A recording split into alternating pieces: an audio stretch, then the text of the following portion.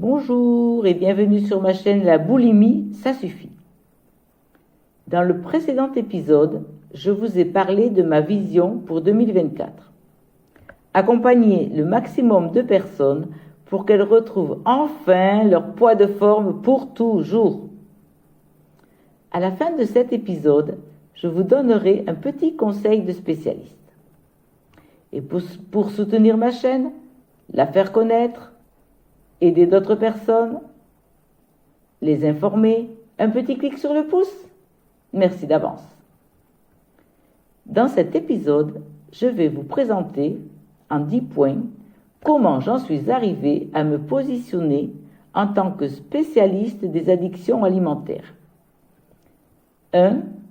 J'ai été boulimique active depuis l'âge de 10 ans jusqu'à 30 ans. Je suis passée par tous les spectres de l'addiction, de la méthode douce à la méthode la plus difficile à vivre. Depuis plus de 31 ans, j'ai perdu mes 20 kilos de trop et je ne les ai jamais repris. J'ai toujours maintenu mon poids santé à plus ou moins 2 kilos près. Il va sans dire que je suis également dans un IMC tout à fait normal. Un IMC normal, c'est aussi le signe d'un poids santé. 2. Depuis plus de 30 ans, j'ai entendu et conseillé des centaines de personnes ayant eu des problèmes de poids. Il y en a eu beaucoup. Certaines continuent aujourd'hui de profiter d'un nouveau mode de vie sans cette obsession du poids. D'autres ont choisi d'autres chemins. 3. En 2014, j'ai créé l'association Sucre Assistance, située maintenant à Dreux. J'y organise des réunions de partage, des ateliers et des formations selon les demandes. 4. En 2018, j'ai suivi une formation pour devenir spécialiste des addictions alimentaires. C'est une certification européenne et internationale que j'ai obtenue en 2019. 5. L'école de formation que j'ai suivie tient compte des diverses recherches concernant les addictions alimentaires. Cette formation s'est effectuée en anglais, en partie en distanciel par Zoom et en partie en Islande en présentiel. J'étais la seule française. Les autres personnes étaient anglaises, américaines ou islandaises. Donc j'ai travaillé 2 fois plus pour décoder le vocabulaire de l'anglais au français. C'était beaucoup de travail et beaucoup d'énergie. Mais ça valait la peine. Je reste donc, pour l'instant, la seule française issue de cette école. Vous pouvez aller la découvrir sur le site infact.is, INFACT.is.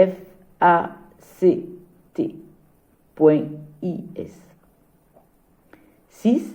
De ce fait, je suis en relation avec de nombreux spécialistes de l'addiction. Certains sont du secteur médical, d'autres non. Il existe ainsi une grande variété de professionnels profondément investis dans le projet de faire connaître et reconnaître cette addiction avec les traitements associés. Il y a des solutions. 7. Dans ma liste de contacts professionnels, il y a Vera Tarman. Vera Tarman est la directrice d'un centre pour toxicomanes à Toronto. Elle a écrit un livre traduit en français, mais qui n'est malheureusement pas disponible depuis la France, intitulé « Accro à la bouffe ». Allez voir sur Internet pour plus de détails. Elle est aussi la responsable d'un podcast très inspirant pour ceux qui comprennent l'anglais, et je vais d'ailleurs prochainement y participer. J'échange régulièrement avec Vera Tarman sur les liens entre la partie médicale et ce que je constate dans la pratique. Je vais d'ailleurs la rencontrer à Londres le 17 mai prochain lors d'une grande convention internationale réunissant de nombreux spécialistes du monde entier des addictions alimentaires. 8. Dans ma liste de contacts, il y a aussi Esther Elga, directrice de l'école de formation des spécialistes des addictions alimentaires. J'ai eu le privilège et la chance de pouvoir passer beaucoup de temps avec elle en Islande. 9. Pour ma part, je ne relève pas du secteur médical ni du paramédical. Cependant, je préconise toujours de se faire suivre par un professionnel de la santé. Moi-même, j'ai toujours été suivi régulièrement au niveau médical et je continue assidûment ce suivi. Il est primordial. 10. Enfin, j'ai été enseignante, puis enseignante spécialisée pour des enfants ayant des troubles de l'apprentissage pendant plus de 30 ans.